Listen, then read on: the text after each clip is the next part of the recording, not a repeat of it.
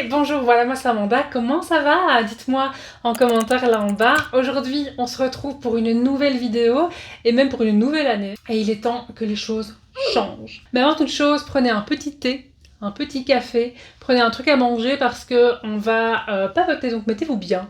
Ma volonté de changement, c'est parti d'un double constat. Le premier, c'est que j'ai calculé que si je meurs à 90 ans, il me reste approximativement 660 mois à vivre. Me demandez pas comment du pourquoi j'ai calculé ça, c'est une longue histoire.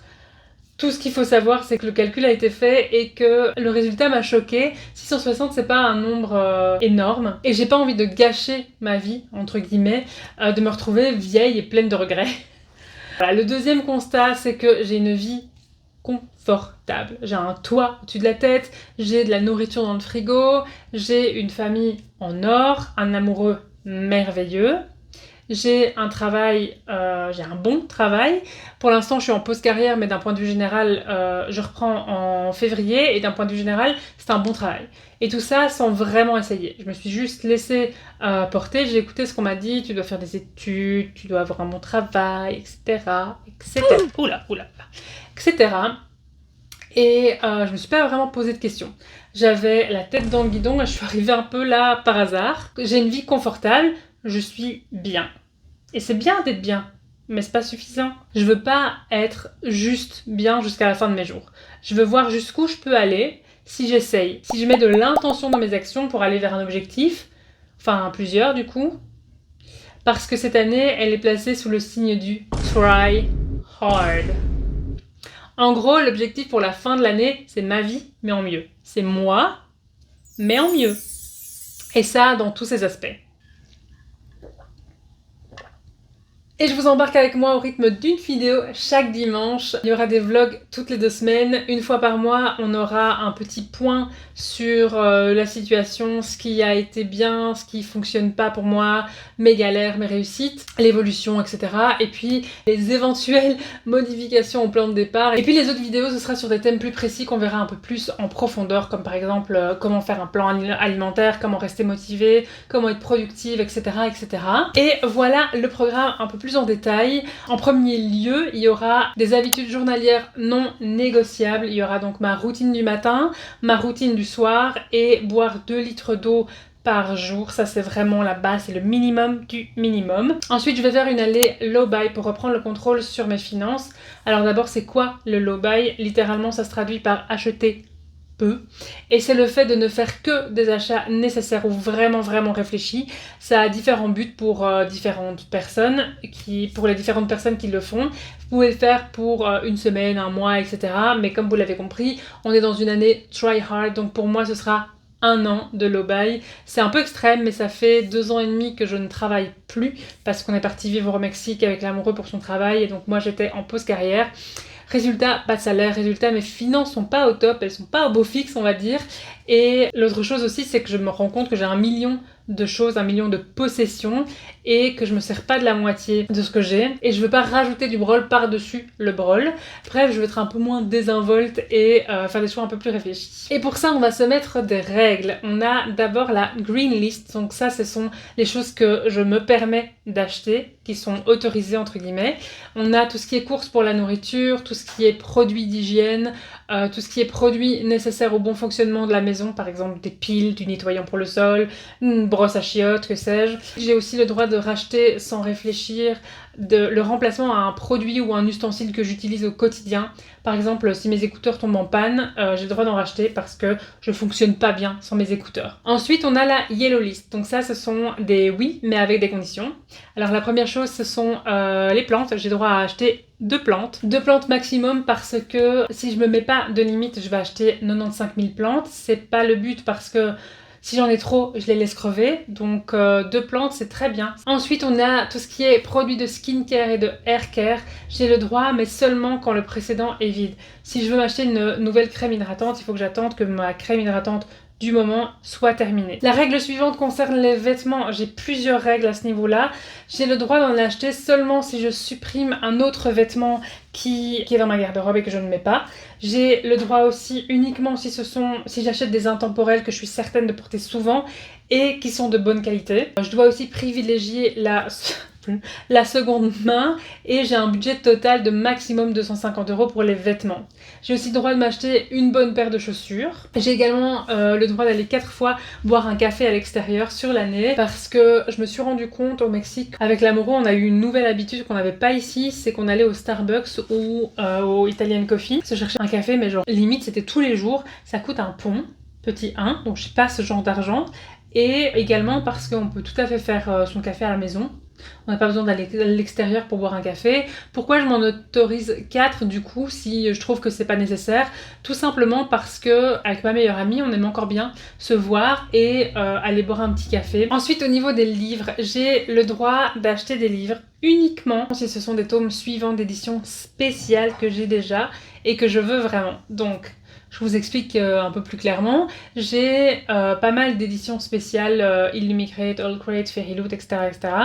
Et si j'ai déjà un tome 1 et que ce tome 1 me plaît et que je veux lire la suite, j'ai le droit d'acheter le tome 2 ou le tome 3 s'il sort cette année-ci dans ces éditions-là. Pourquoi ?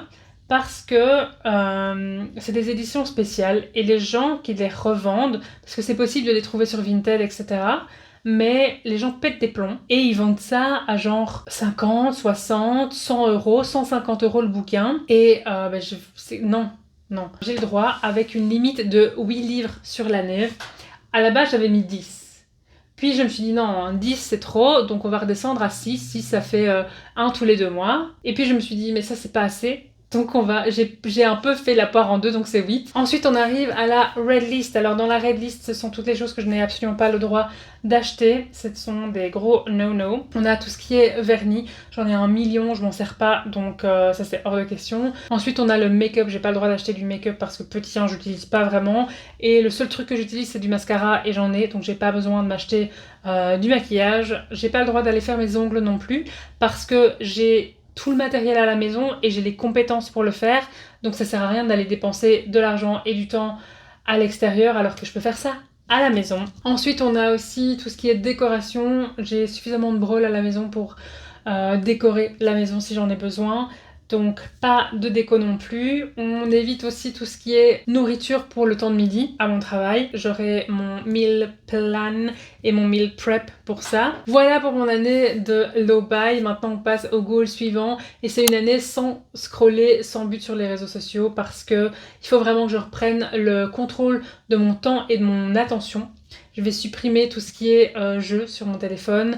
Je vais supprimer certaines de mes applications aussi.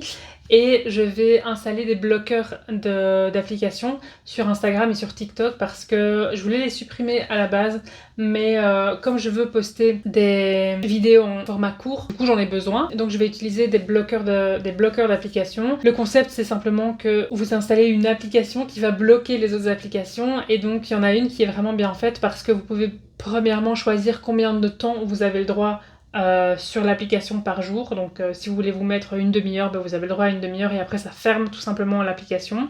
Et en plus de ça, quand vous ouvrez l'application, ça vous met un petit message qui vous dit vous tentez d'ouvrir Instagram, est-ce que vous êtes sûr que c'est ce que vous voulez faire ou un truc comme ça, je sais plus exactement, pour limiter mon temps d'écran parce que ça devient un petit peu ingérable on va dire. Ensuite le goal suivant c'est que je vais faire des meal plans et des meal prep parce que la nutrition c'est important pour avoir de l'énergie autant physique que mentale.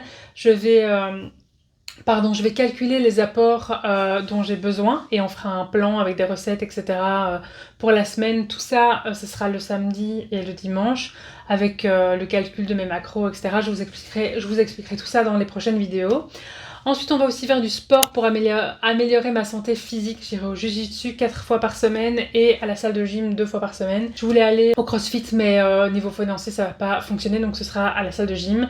Ensuite, je vais essayer de trouver un endroit pour faire un DEXA scan. Donc c'est un scanner qui permet de calculer, voir la masse osseuse, la masse musculaire et la masse graisseuse. Ça permet aussi d'autres trucs, mais c'est pas, voilà, dans le contexte, ça nous intéresse pas. Comme ça, j'aurai des données précises de où je commence et j'en ferai un en milieu d'année pour suivre un peu l'évolution et à la fin de l'année pour voir où on en est. Bon, ça c'est si je trouve un endroit pour faire un DEXA scan, on verra ça la semaine prochaine.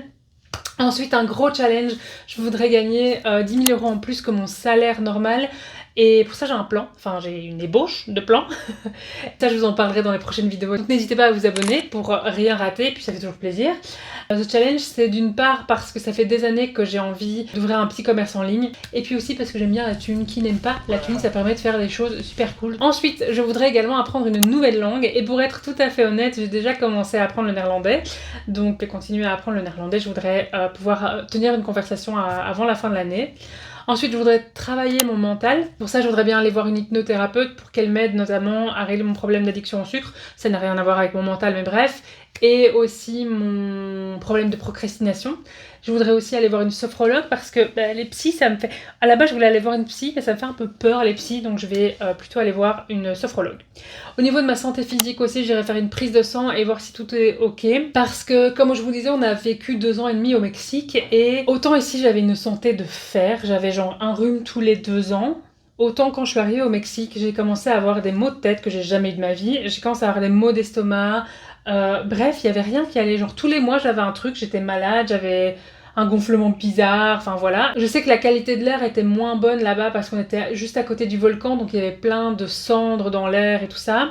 On était à 2000 mètres d'altitude, donc on avait un peu moins d'oxygène, donc peut-être que les maux de tête étaient un peu liés à ça, mais pareil, je suis pas sûre parce que 2000 mètres d'altitude, c'est pas si haut finalement. Voilà, je sais pas trop, mais j'ai envie quand même d'aller voir si tout va bien. Je vais aussi prendre des rendez-vous médicaux que je procrastine depuis... Vous savez quoi, j'ai même pas envie d'en parler. Donc voilà, j'ai vraiment envie de prendre soin de mon corps et de mon mental parce que c'est quelque chose que j'ai négligé depuis trop longtemps. Ensuite, je voudrais continuer ma passion, donc la céramique. Je voudrais m'améliorer, pratiquer plus souvent, faire un mini studio chez moi et faire une chaîne YouTube et un blog sur le sujet pour à terme en faire une activité complémentaire. On en est loin et je suis pas pressée, mais voilà, c'est vraiment quelque chose que je veux poursuivre de manière active. Un autre goal aussi, c'est que je voudrais améliorer notre maison parce que l'amoureux l'a acheté et il a posé ses valises il y a quelques années. Et on n'a jamais fait de travaux dedans parce qu'il n'y avait pas de travaux à faire.